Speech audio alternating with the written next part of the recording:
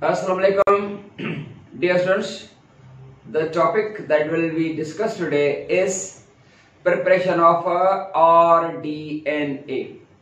Beta, RDNA means recombinant DNA molecule. Recombinant. Recombinant is not naturally occurring. It is manipulated, or you may say it is synthetic. The RDNA beta, recombinant DNA molecule, is a DNA molecule that possesses genes of two organisms of different species. RDNA J preparation जेका असां biotechnology में इंतहाई जेको आहे RDNA technology biotechnology RDNA खां सवाइ अधूरी अणपूरी बल्कि आहे ई न। त RDNA टेक्नोलॉजी जेका असां बायोटेक्नोलॉजी जो रूह आहे ऐं RDNA माना DNA molecule that possesses genes of the two organisms उन जी प्रिपरेशन उन जी तैयारी उन जे प्रिपरेशन में जेके मटीरियल्स रिक्वायर्ड आहिनि पहिरियों रिक्वायरमेंट्स ॾिसूं त कहिड़ियूं आहिनि।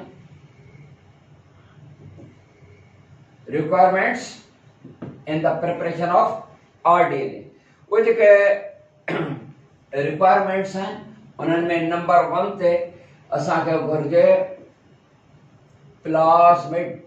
बेटा प्लाज़मिड छा हूंदो आहे? प्लाज़मिड is extra chromosomal circular DNA molecule that is found in some of the bacteria, not in all. कुछ बैक्टीरिया जेके हूंदा आहिनि उहे तव्हांखे यादि रहे त एक्स्ट्रा क्रोमोसोमल था चऊं। प्लाज़मिड जेको आहे सो एक्स्ट्रा क्रोमोसोमल माना क्रोमोसोम खां एक्स्ट्रा। भाई क्रोमोसोम खां एक्स्ट्रा छा मतलब आहे? बेटा क्रोमोसोम खां माना क्रोमोसोम जेको हिन जो बैक्टीरियम जो आहे उन खां इज़ाफ़ी आहे, इलावा है इजाफिया। छा बैक्टीरिया जो क्रोमोसोम नंबर केतिरो हूंदो आहे? बैक्टीरिया जो जेतिरा भी DNA मॉलिक्यूल्स वगैरह मिलाए असां 1 समझंदा आहियूं। हूअं बि जेतिरा भी यूनिसेल्युलर्स हूंदा आहिनि उहे डायप्लॉइड न आहिनि थींदा, उहे मोनोप्लॉइड हूंदा आहिनि। उन्हनि जो जेतिरा भी DNA मॉलिक्यूल्स आहिनि मिलाए सलाए collectively all the DNA molecules of unicellulars they form single or one chromosome। वो भी सपोज कबो है जन तो वो भी जन ट्रू क्रोमोसोम वो भी ना है। बहरहाल उन ट्रू जो फॉल्स क्रोमोसोम उन खां इजाफी कुछ बैक्टीरिया में हिकड़ो सर्कुलर किस्म जो DNA मॉलिक्यूल हुंदो है। That is circular DNA molecule is plasmid. Plasmid भला जे कने हिन जो रिमूव करे छजे बैक्टीरियम जा में आहे त हिन ते को फर्क पवंदो? हिन जी जेका रिप्रोडक्शन आहे औलाद पैदा करण वारी एबिलिटी सलाहियत आहे उहा डिस्टर्ब थींदी? जवाब आहे नो। ही एक्स्ट्रा क्रोमोसोमल आहे। हिन जे हेरिडिटरी कैरेक्टर्स में त इहा शइ अचे थी पर फर्क न पवंदो। ही जेको आहे सक्सेसफुली रिप्रोड्यूस थींदो डिवाइड थींदो त पोइ इहो हिन जे वर्क या कम जो बि आहे। प्लाज़मिड यस आहे। Plasmid actually having some genes plasmid having some genes which produce antibiotic resistant chemicals। माना उन्हनि वटि कुछ अहिड़ियूं जीन्स आहिनि जेके एंटीबायोटिक रेजिस्टेंट केमिकल्स पैदा कंदियूं उहे जीन्स ऐं इन्हनि बैक्टीरिया ते एंटीबायोटिक्स असर न कंदियूं। बहरहाल हिन जो पंहिंजो हिकिड़ो प्रोटेक्टिव सिस्टम आहे। प्लाज़मिड छा खां प्रोटेक्शन आहे? उहो आहे एंटीबायोटिक्स खां। त प्लाज़मिड जेको आहे हिकिड़ो असांखे रिक्वायरमेंट में घुर्जे। ॿियो असांखे घुर्जे jean of interest. Jean of interest. बेटा जीन ऑफ इंटरेस्ट छा हूंदी आहे? जीन ऑफ इंटरेस्ट का माना असांजे पंहिंजे मक़सद वारी जीन जेका असां जीन का बैक्टीरिया में ट्रांसफर करण था चाहियूं। सपोज ह्यूमन जी जीन आहे, का एनिमल जी जीन आहे, का ॿिए प्लांट जी जीन आहे, उहा जीन ऑफ इंटरेस्ट आहे। तव्हां खणी ते सपोज कयो तो जेका जीन ऑफ इंटरेस्ट आहे उहा आहे ह्यूमन जी ह्यूमन सेल मंझां उहा जीन ऑफ इंटरेस्ट आहे।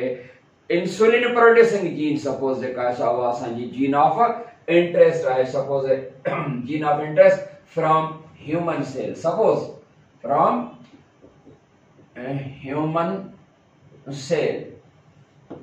एंड नंबर 3 जेका शइ आहे वो है एंजाइम्स। एंजाइम्स बेटा 2 एंजाइम्स they are needed. हिकिड़ा हूंदा आहिनि endonuclease enzyme A and B. Endonuclease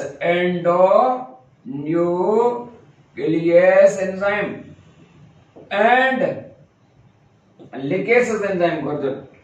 हिकिड़ो घुर्जन एंडोन्यूक्लियस एंजाइम्स. एंडोन्यूक्लियस एंजाइम जो जेको आहे सो मां चैप्टर जे शुरू में तारीफ़ करायो मां त एंडोन्यूक्लियस एंजाइम छा हूंदा आहिनि. Endonuclease enzymes they are commonly called molecular scissors or natural cutters which were discovered by Hamilton Smith in the year 1970.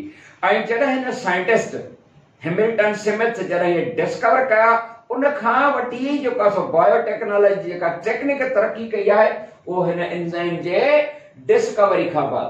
ऐं ये एंजाइम एंडोन्यूक्लियस एंजाइम जेके हूंदा आहिनि उन जा 400 टाइप्स आहिनि. इन हैमिल्टन स्मिथ जेको आहे एंजाइम डिस्कवर कया छा मां कया वो डिस्कवर थिया बैक्टीरिया में. ये endonuclease enzymes they form immune system of the bacteria. छो त जीअं बैक्टीरियोफेज वायरस जेको हिन ते अटैक कंदो आहे ऐं पंहिंजो डीएनए मॉलिक्यूल जे अंदर दाख़िल कंदो आहे वायरस, त endonuclease enzyme the cut down the viral DNA and protects from the viral attack.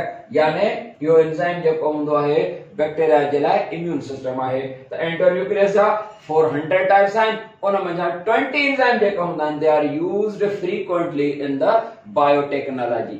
उन खां पोइ नंबर 2 जेको आहे उहो लिकेस एंजाइम. बेटा लिकेस एंजाइम जेको हूंदो आहे उहो असांखे घुरबो आहे काम शइ खे एड करण जे लाइ.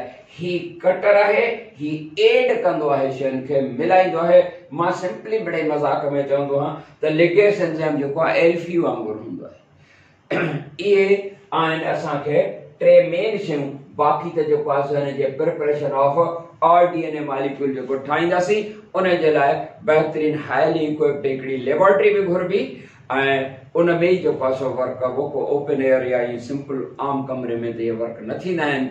रिसर्च लेबोरेटरीज़ पंहिंजे हिसाब सां. पर मेन जेके शयूं आहिनि इहे ई आहिनि. Plasmid, gene of interest suppose from human cell या कहिड़े बि जेको आहे सो ऑर्गेनिज्म जा एंजाइम्स. उन खां पोइ आहे method procedure for the preparation of all DNA. Procedure अच्छा प्रोसीजर ते त कीअं था जेको आहे सम्झो प्रोसीजर छा हूंदो आहे. प्रोसीजर छा लाइ procedure for all DNA preparation. All DNA जे लाइ ठाहिण जे लाइ प्रोसीजर तरीक़ो छा हूंदो. असां सपोज लेबोरेटरी में वेठा आहियूं. थोरो इमेजिन कयो, तसवर इमेजिन करण में को बि ॾोह न हूंदो आहे. सपोज असां लेबोरेटरी में जेको आहे सो वेठा आहियूं, इमेजिन कयो त प्रोसीजर जेको आहे असांजो छा हूंदो. सभ खां पहिरियों छा कंदासीं उन प्रोसीजर में number 1 isolation of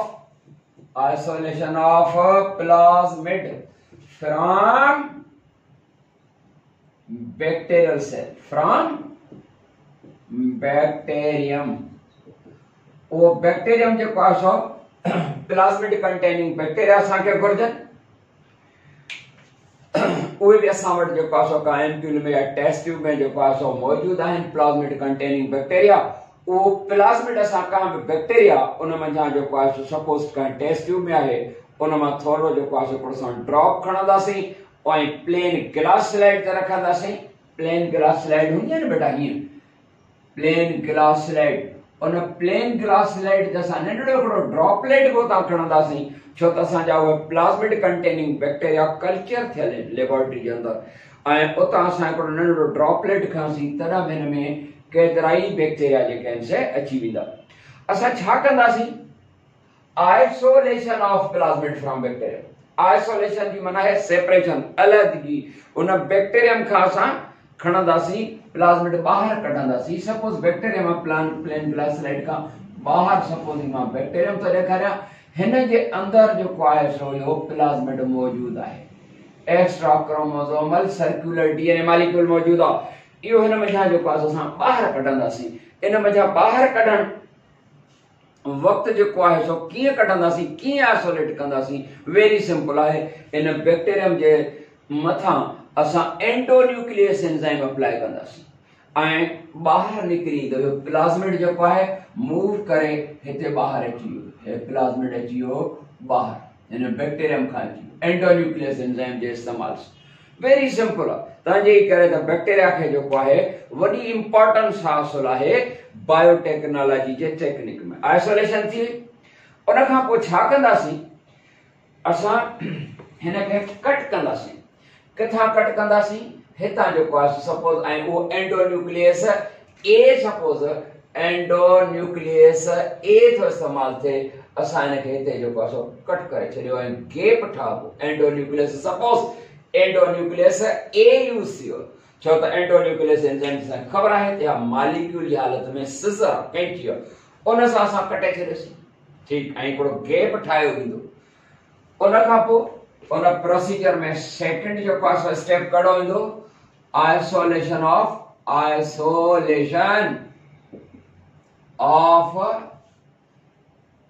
gene of interest. Suppose असां gene of interest human cell में आहे ऐं इंसुलिन प्रोड्यूसिंग जीन आहे, त आइसोलेशन माना अलग कर, isolation of gene of interest from human cell. बेटा लेबोरेटरी में जी असां वटि बैक्टीरिया कल्चर थियल हुया, ईअं असां वटि ह्यूमन सेल्स भी कल्चर थियल आहिनि, ह्यूमन सेल्स मौजूद आहिनि लेबोरेटरी में। ऐं असां हुन एम्प्यूल मंझां असां उहे ह्यूमन सेल्स ॿाहिरि कढी करे प्लेन ग्लास स्लाइड ते रखंदासीं ऐं उन जे डीएनए मॉलिक्यूल है, सपोज जेको आहे हिकिड़ो डीएनए मॉलिक्यूल आहे, इन ह्यूमन डीएनए मॉलिक्यूल मंझां असां जीन ऑफ इंटरेस्ट, सपोज असांजी जीन आहे ह्यूमन इंसुलिन प्रोड्यूसिंग, उहा सपोज हीअ जीन आहे असांजी, इहा जीन आहे। हूं तव्हांखे ख़बर आहे न जीन छा खे चवंदा आहियूं, डीएनए फ्रेगमेंट माना DNA piece is called a gene. हाणे छा कंदासीं, हीअ जेका जीन आहे हिते केतिरियूं जीन्स मौजूद आहिनि, केतिरियूं जीन्स मौजूद आहिनि, हिकिड़ी जीन सपोज नंबर 2 3 4 5 मुख़्तलिफ़ फंक्शन सां वास्तो रखंदड़ जीन्स आहिनि। सपोज ओ हीअ वारी जेका जीन आहे इहा इंसुलिन प्रोड्यूसिंग जीन आहे, उनखे असां कट कंदासीं। छा सां कट कंदासीं, जेकर हेॾां जेको आहे तव्हांखे मुंहिंजो कैमरामैन ॾेखारे सघे त उहो जेको आहे साॻियो ई एंडोन्यूक्लियस एंजाइम इस्तेमाल थींदो। एंडोन्यूक्लियस जेकॾहिं उहो ए इस्तेमाल थियो छाजे लाइ, सपोज हिन प्लाज़मिड में गैप करण जे लाइ, हीअ प्लाज़मिड हो न, उनखे गैप करण जे लाइ जेको एंडोन्यूक्लियस सपोज ए इस्तेमाल थियो आहे, उहो ई साॻियो हिन जीन ऑफ इंटरेस्ट माना ह्यूमन इंसुलिन प्रोड्यूसिंग जीन जेका आहे असांजी, उनखे कट करण जे लाइ साॻियो ई एंडोन्यूक्लियस ए इस्तेमाल थींदो। ऐं वो एंडोन्यूक्लियस ए एंजाइम हिन प्लाज़मिड कटियल गैप ठहियल ऐं प्लस में जेका हीअ जीन आहे साॻे प्लेन ग्लास स्लाइड ते आहिनि। हाणे इहे असां हिन जूं हीअ ह्यूमन इंसुलिन प्रोड्यूसिंग जीन आहे, सपोज इहा असां हिते कट करे ऐं हिन जे करीब आणींदासीं, वेझो आणींदासीं। हिन जूं जेके एंड्स आहिनि, जेकॾहिं थोरो कैमरामैन मुंहिंजो ॾेखारे सघंदो, हिन जूं स्टिकी एंड्स चइबियूं आहिनि। सपोज हिन जूं ॿ एंड्स आहिनि, कंहिंजूं ह्यूमन इंसुलिन जीन जेका ह्यूमन जीन, हिन जी हीअ एंड ऐं हीअ एंड, ऐं अहिड़े तरीक़े सां प्लाज़मिड जी हीअ एंड ऐं प्लाज़मिड जी हीअ सेकंड एंड, इहे स्टिकी एंड्स आहिनि सभई चारई एंड्स। स्टिकी एंड्स मां मतिलब छा समझ में अचे असांखे, स्टिकी एंड असल में छा आहिनि, इहे बेस पेयरिंग आहिनि। छो त जेकॾहिं मां हिन डायग्राम में तव्हांखे ॾेखारे सघां, तव्हां सम्झी सघो ॻोल्हा करे, त जेकॾहिं हिकिड़ो डीएनए मॉलिक्यूल तव्हांखे ख़बर आहे न, हे जीन तव्हांखे ख़बर आहे त डीएनए मॉलिक्यूल जेको हूंदो आहे उहो छाजो ठहियल हूंदो आहे, उहो न्यूक्लियोटाइड्स जो ठहियल हूंदो आहे। डीएनए या जीन जेका असां न्यूक्लियोटाइड जी जेका असां हिकिड़ी सीरीज़ आहे न, ही सपोज हेॾा हिन पासे ॾांहुं हीअ आहे एडिन आहे, हेॾां साइटोसिन आहे, हीअ थायमिन आहे, हीअ ग्वानिन आहे ऐं हिन पासे ॾांहुं साइटोसिन आहे सपोज। ऐं ईअं जेकॾहिं हिते हीअ जेकॾहिं थायमिन आहे, थोरो जेकॾहिं ॾिसी सघो था ज़ूम में, हीअ थायमिन आहे, या सपोज हीअ जेका आहे हीअ एडिन आहे, हीअ एडिन आहे ऐं हिन जी ॿी एंड ते जेको आहे सो आहे साइटोसिन आहे। त एडिनिन ऑलवेज पेयर्स विद, थोरो ते ध्यानु ॾींदा, एडेनिन ऑलवेज पेयर्स जेका सा जीन आहे ह्यूमन इंसुलिन प्रोड्यूसिंग जीन उन जी हिकड़ी एंड ते एडेनिन आहे ऐं बी एंड ते सपोज साइटोसिन त इहो लाज़मी हूंदो त हीअ जेका एंड आहे प्लाज्मिड में जेको गैप ठहियल आहे उन जी हिकड़ी एंड में लाज़मी हूंदो आहे ते जेको आहे वो थायमीन हुजे न त पेयरिंग न थींदी ऐं हिन पासे ॾांहुं इहो लाज़मी हूंदो आहे त हिते साइटोसिन आहे त हिते ग्वानिन हुजे इहो सफ़ा लाज़मी आहे जेकॾहिं ॾिसी रहिया आहियो त जेकॾहिं सपोज हीअ एडिन आहे ऐं हिते जेको आहे ग्वानिन हुजे या साइटोसिन हुजे त स्टिकी एंड न सम्झबियूं या बेस पेयरिंग एंड्स ये 9 बेस पेयरिंग 9 बहरहाल ये जो पास ऑफ बेस पेयरिंग है sticky ends base pairing in adenine always pairs with the thymine and cytosine always pairs with the guanine जीअं असां हिन जे वेझो आणींदासीं त फौरी तौर ते बिल्कुल हिन ते चार्ज डिफरेंस हूंदा ऐं फौरी तौर ते इहा जीन जेका ह्यूमन वारी हिन सां हिते अटैच थी वेंदी समझी रहियो बेस पेयरिंग माना ईअं सम्झो त न मैग्नेट वांगुरु जेको आहे मकनातीसी जेका असां हिन वटि उहो आहे छो त एडिन हमेशह थायमिन सां ऐं साइटोसिन हमेशह ग्वानिन सां टच थी वई अहिड़े तरीक़े सां हिते ही जेको आहे सो ह्यूमन जीन हिन सां अटैच थी वई हाणे उन खां बाद हिन जूं ॿई जेके एंड्सूं उन में छा कबो त जेको ॿियो एंजाइम आहे कहिड़ो एंजाइम उहो एंजाइम जेको आहे सो लिगेस वो लिगेस एंजाइम जेको आहे सो असां अप्लाई कंदासीं वो हिन खे सील करे छॾींदो माना वधीक मज़बूत करे छॾींदो हिन जेका अटैचमेंट आहे उहा टाइट थी वेंदी वो लिगेस एंजाइम हिन खे सील करण लाइ ॼण त एल्फी वांगुरु जेको आहे सो हाणे इहो आरडीएनए असांजो प्रिपेयर थी आरडीएनए तयार आहे हिन खे असां नालो ॾींदासीं आरडीएनए इहो आहे आरडीएनए आरडीएनए माना रिकॉम्बिनेंट डीएनए इहो तयार कयो आहे it is a DNA molecule that having the genes of 2 organisms ॿिन ऑर्गेनिज्म जो आहिनि हिकिड़ो त बैक्टीरियल कुझु जीन्स आहिनि पर हिकिड़े ॿिए ऑर्गेनिज्म सपोज ह्यूमन जी जीन मौजूदु आहे तव्हांजे घर ॿिन ऑर्गेनिज्म जी जीन आहिनि इहो आहे आरडीएनए इहो तयार थी वियो प्रिपेयर थी वियो ॿियो जेको मरहलो ईंदो आरडीएनए ठही वियो इहा वॾी में वॾी कामयाबी आहे बायोटेक्नोलॉजी टेक्निक में आरडीएनए ठही वियो उन खां पोइ ॿियो स्टेप जेको ईंदो उहो आहे reinsertion of RDNA reinsertion RDNA वारी ॻाल्हि समझ में अची वई बेटा उन खां पोइ जेको स्टेप नंबर 3 हूंदो उहो आहे reinsertion री माना ॿीहर इंसर्ट करण reinsertion of RDNA छा में within the bacterium असां वटि हिते हिकिड़ी गिलास डिश मौजूद हूंदी गिलास डिश उन में असां वटि बैक्टीरिया कुझु मौजूद हूंदा पर असां हिते हिकिड़ो था ठाहियूं हाणे हिन में बैक्टीरिया में जेको आहे सो रीइंसर्ट करणो इंसर्शन माना इंसर्ट करण माना दाख़िल करण उहो जेको असां आरडीएनए ठाहियो आहे उहो बैक्टीरियम जे अंदरि दाख़िल इहो कीअं कबो इहो दाख़िल करण जे लाइ जेको सवलो आहे गिलास डिश खणंदासीं उन गिलास डिश में लिक्विड मीडियम आहे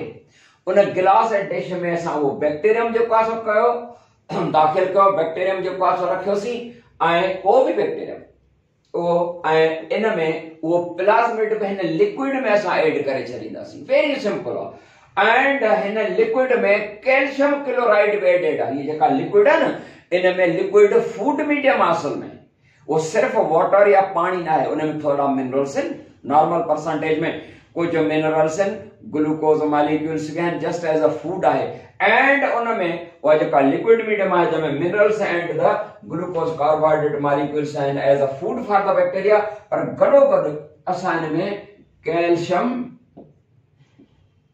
कार्बोनेट वो भी ऐड करवा जना कैल्शियम कार्बोनेट जो असां ऐड कंदासीं ही जो असां में आरडीएनए ठायो वो भी असां लिक्विड में ऐड करे छॾींदासीं ये सपोज इन में ह्यूमन जीन असां थोरो स्ट्रक्चर चेंज ठाहियूं ये खैर न हूंदी ख़बर ही न पवंदी पर वरी थोरो चेंज स्ट्रक्चर ठाहिण जे लाइ हाणे इन में असां वाटर में ऐड करे छॾी लिक्विड मीडियम आहे बैक्टीरियम आहे ऐं जेको आरडीएनए वो ऐड कयोसीं ऐं उन में लिक्विड फूड मीडियम उन में कैल्शियम कार्बोनेट आहे कैल्शियम कार्बोनेट उन जी जेका असां परमिएबिलिटी इंक्रीज करे छंदी आहे बैक्टीरिया जी।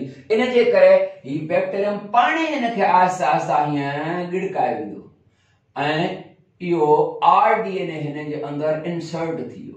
वेरी सिंपल, तव्हांखे ख़बर पइजी वई त असां लिक्विड मीडियम तयार कई जंहिंमें मिनरल्स जेको आहे सो ग्लूकोज वग़ैरह ऐं कैल्शियम कार्बोनेट एड कयो आहे जेको हिन बैक्टीरियम जी परमिएबिलिटी खे इंक्रीज कंदो ऐं इजीली जेका आहे सा वो आरडीएनए मॉलिक्यूल गिड़काए वेंदो, हड़प करे वेंदो। वेरी सिंपल हुयो। हाणे ही जेका आहे इहो जेको बैक्टीरियम हिन में मौजूद हुयो उन बैक्टीरियम जो नालो चेंज थींदो। उन बैक्टीरियम खे चवंदासीं genetically engineered bacterium, genetically engineered और ट्रांसजेनिक बैक्टीरियम। हिन बैक्टीरियम जो नालो छा ईंदो? ट्रांसजेनिक बैक्टीरियम, ट्रांसजेनिक बैक्टीरियम, एक खे जम्बो में को बैक्टीरिया, ट्रांसजेनिक बैक्टीरियम। और यो नालो ईंदो या genetically engineered, genetically engineered bacterium. बाबा समझ में अची ॻाल्हि?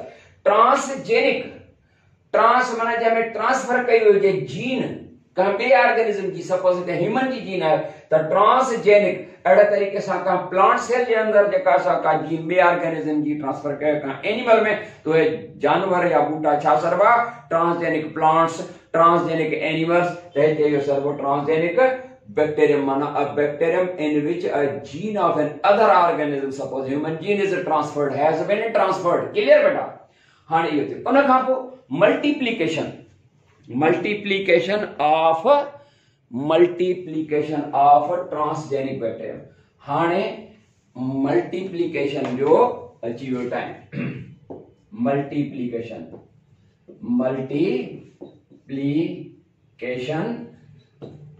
of transgenic bacterium। उन ट्रांसजेनिक बैक्टीरियम जी मल्टीप्लिकेशन, बेटा मल्टीप्लिकेशन मल्टीप्लाई थियण माना हिन जो नंबर वधण ऐं ते जीन जेका हूंदी ह्यूमन जीन जेका ट्रांसफर कयो आहे उहा क्लोन थींदी, मल्टीप्लाई थींदा। छा थींदो? Very simple.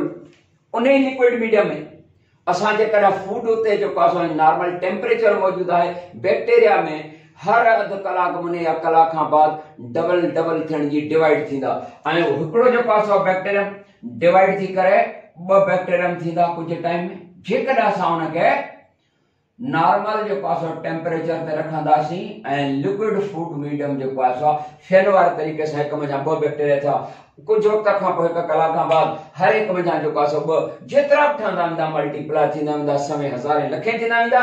हर एक बैक्टीरियम जे अंदर वो ह्यूमन जीन इंसुलिन प्रोड्यूसिंग उन जी भी कॉपी ठहंदी वेंदी ऐं अहिड़े तरीक़े सां हज़ारे लखे बैक्टीरिया जेको सा थींदा। उन खां पोइ नंबर 5 जेको आहे सो आहे एप्लीकेशन ऑफ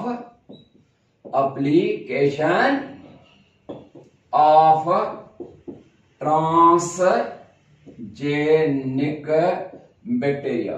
उन्होंने ट्रांसजेनिक बैक्टीरिया जो अप्लाई थियण माना यूज।